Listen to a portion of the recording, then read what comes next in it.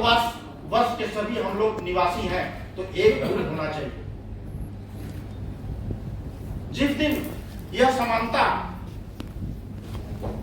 आम जनता और जनप्रतिनिधि के बीच की समानता बराबर हो जाएगी, तो जो बीच का फासला समाप्त हो जाएगा और एक व्यवहारिक आचरण होते हुए न्याय और नैतिकता के अनुरूप होगा। जो इस तरह के पैसे की बचत होगी, उस पैसे से हम अपने देश को विकास की तरफ ले जा सकते हैं। ये बहुत बड़ी समस्या है। मैं आप सभी पत्रकार बंधुओं से निवेदन करूंगा, प्रार्थना करूंगा और सहयोग के तौर पर ये भी कहूंगा कि इस मुद्दे को आप लोग भारतवर्ष के कोने कोने तक पहुंचाइए। यदि हम राजनीति में आए हैं जनप्रतिनिधि बन के, तो सेवा भाव से आए। जिस दिन हम सेवा भाव से राजनीति में आ जाएंगे, उस दिन हमारा कर्तव्य दायित्व पूर्ण होगा। दूसरी बात, मैं ग्लोबल वार्मिंग की बात कर रहा था, कानून की बात कर रहा था। कानून में बहुत सारे मुद्दे हैं, जिसमें सबसे ज्वलंत मुद्दा है लिंग आधारित अपराध, जैसे महिलाओं और बच्चों के साथ अपराध, यौन उत्पीड़न का अपराध, दहेज हत्या का अपराध। इन जैसे मुद्दों पर सरकार को कड़े नियम बनाने पड़ेंगे, क्योंकि आए दिन इस प्रकार की घटनाएं हो रही हैं, जो हमारे मां बहनों के साथ अत्याचार हो रहा है। जगह जगह तमाम प्रकार की अपराध को कारित करने का काम किया जा रहा है। इसमें पुलिस प्रशासन की भी मैं मदद चाहूंगा कि जो व्यक्ति इस प्रकार का कृत्य करता है, उसको सुसंगत धाराओं में FIR तो हो जाती है, लेकिन कहीं न कहीं इन्वेस्टिगेशन के दौरान उसका नाम एक्यूज का निकाल दिया जाता है। इन सब मुद्दों पर प्रभावी कानून बनना चाहिए। दूसरा, भ्रष्टाचार। जो कानून की बात मैं कर रहा हूं, उसमें भ्रष्टाचार है। भ्रष्टाचार सबसे अहम मुद्दा है। भ्रष्टाचार के मामले में अभी एक रिपोर्ट आई है CPI की, जो करप्शन इंडेक्स होता है, उसकी रिपोर्ट आई है। 180 देश में भारत 96 स्थान पे करप्शन के मामले में है। 118 118। जो मेरे पास सूचना है, जो मेरे पास आंकड़े हैं, उसमें 96 नंबर पर भारत का है। 2023 में 93 नंबर पे था। 3 पावदान पीछे खिसक के करप्शन के मामले में 96 नंबर पर पहुंच गया। जब तक हमारे देश में करप्शन समाप्त नहीं होगा, कोई भी योजना कितना ही अच्छी हो, उसको लाएंगे, उसका कोई असर नहीं पड़ेगा।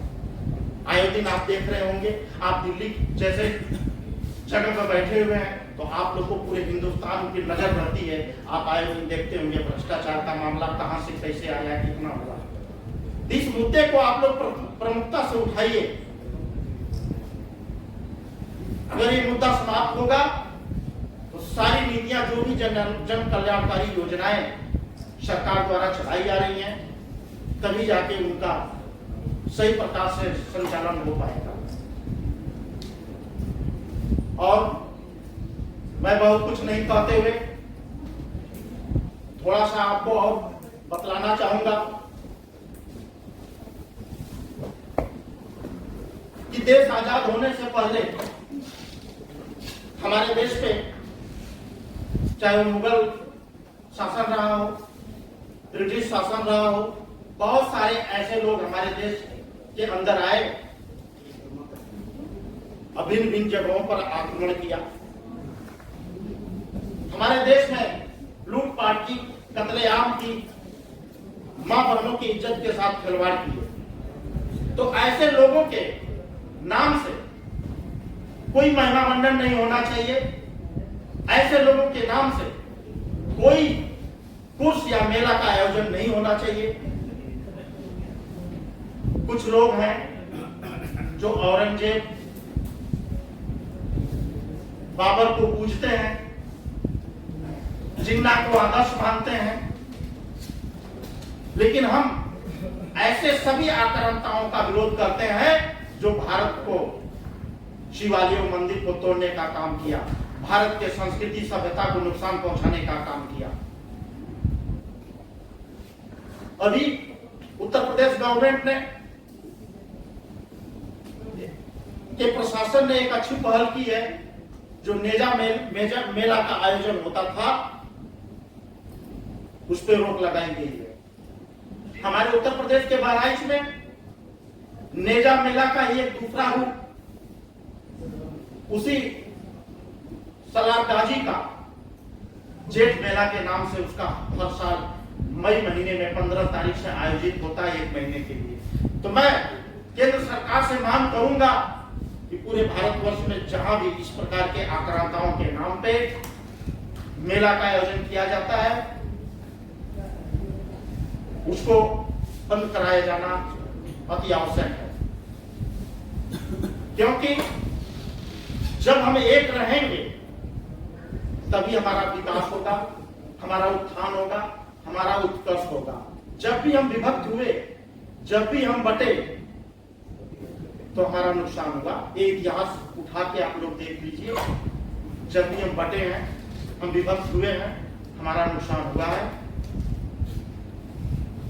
मैं यह कहते हुए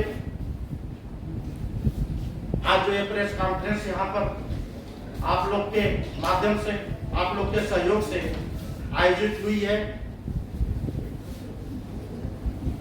यदि आप लोग का सहयोग समर्थन नहीं रहता, खासतौर से हमारे पत्रकार बंधु जो हमारे देश के चौथे स्तंभ हैं, तो ये प्रेस कॉन्फ्रेंस मैं नहीं कर पाता।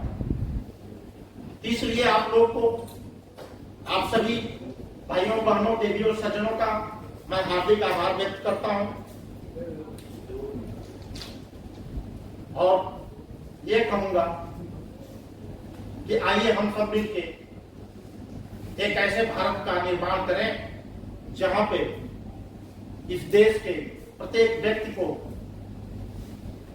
आर्थिक एवं कानूनी अधिकार से वंचित न होना पड़े। जय हिंद, जय भारत। धन्यवाद श्याम सुंदर चौहान जी।